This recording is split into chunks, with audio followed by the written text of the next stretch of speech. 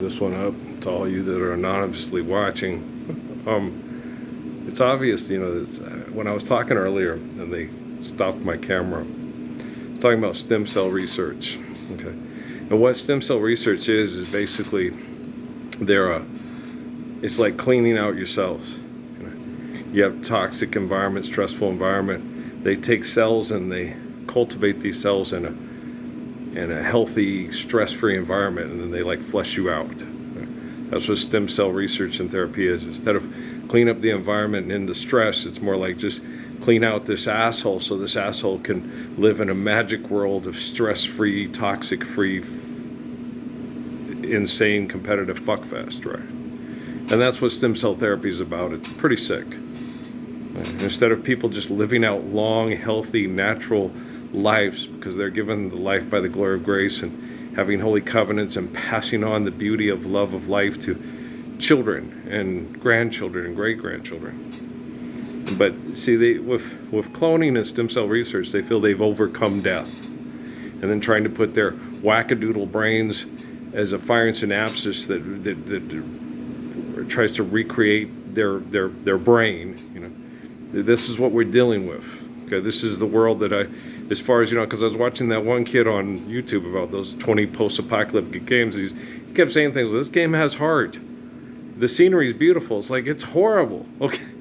But the thing is all this crap that they talk about in the apocalypse, it's already come to pass. It's basically when you look at the Bible and you understand, if the people that are the source of the Bible explain it properly. You don't go to the Vatican, you don't go to Constantine, you don't go to the assholes that were watching my life and then explain why I did what I did and why I was doing it, okay? I didn't have outer dialogue. My whole life with the things, with the first talk with Jesus, I didn't speak his dialogue, I just spoke myself talking. They didn't have me like I did on Facebook and YouTube, where I speak for the dialogue that's in my head with Jesus. All my life, I didn't have schizophrenic episodes. I didn't talk for the other person. Okay, I would just talk and go, what? Like when we were on Belmont, and Jesus told me I had to stay with Amy because of Natalie, and I was like, but I didn't have an outer dialogue. I didn't have a talk with myself. I wasn't like John Nash. Okay? So they couldn't understand what was going on. And by the time they could understand what was going on, it was already too late. I went to Sierra Vista. I hadn't started posting yet. They asked me, what do we got to do to avoid all this stuff in the book of Revelation? Led me to believe that, this story is about your life, the book of Revelation. And I said, just live the Lord's Prayer, and we don't have to do any of this, all the crazy rackadoodle stuff when I read it has already come to pass. Any of the rest of that stuff, that's all on them. But that stuff's already happened. Okay. We already have psychopaths go off and blow each other up and destroy the cities and run through the cities murdering each other. You already have people acting like zombies, mass murdering each other people and unnaturally elongating their lives through stem cell research and cloning. Okay, so you already have a bunch of psychotic, manipulative egomaniacs that think they've overcome death and that they're greater than God because they can overcome death. And you're not overcoming death. You're just manipulating matter and elongating a disgusting life and keeping it even more disgusting. Look at what's happening on TV. Look at the disgusting people on TV. They're where they should be all the time. And when they're not, they're with some underworld spy or the wife of a close friend. The scarpet was apricot. Yeah, I was watching Tom Cruise clapping and enjoying the women's soccer game. That's where it should be all the time. Me, I'm in a, probably this like an asbestos garage.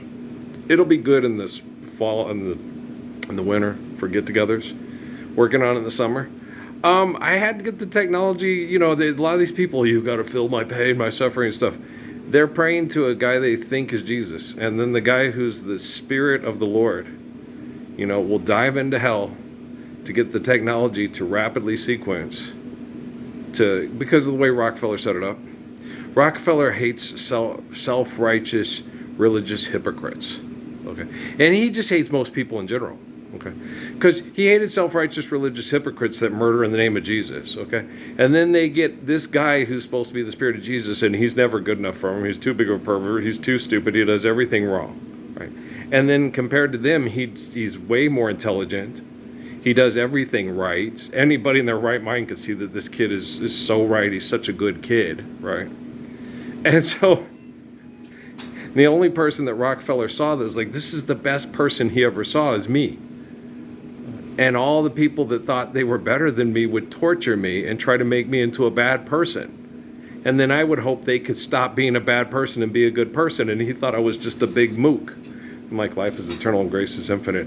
If people can't be a good person like me, how can I live with myself not trying to make sure that people are a good person like me so Kate and Noah and Patrick and all my kiddos can live in a good world with good people that won't spy, lie, manipulate, stem cell research, clone, fuck, fight. You see what I'm saying? So we are post-apocalypse. It has nothing to do with Stephen King's imagination, Snowpiercer, Mad Max, any of that crazy shit that these wackadoodles, okay?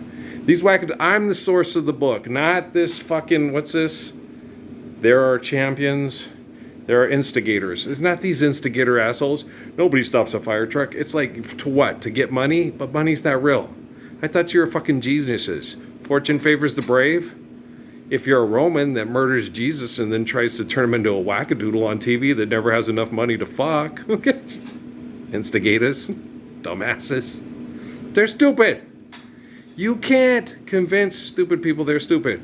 And you can't convince crazy people they're crazy. But you can correct their technology.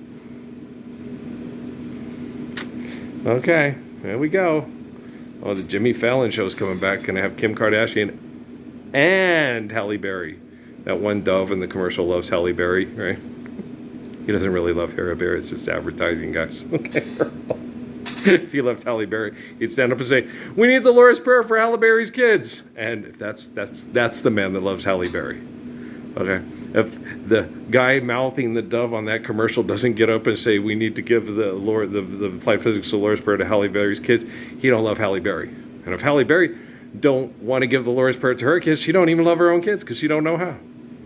Okay. So, what's sad is the way you guys ignore me and act like Jesus is a cartoon character. That's what's sad. And it's not sad that Halle Berry doesn't want to live the Lord's Prayer and pass it on to her kids. She's a brain chemical addict. She doesn't even know what sad is. Okay.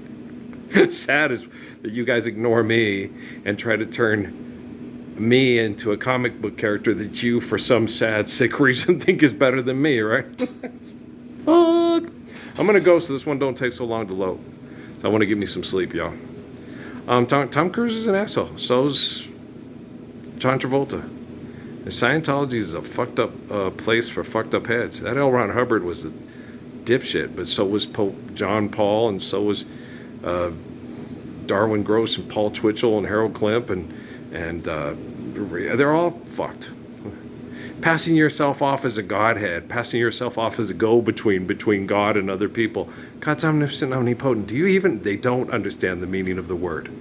Okay, guys? I love you, all right? Peace.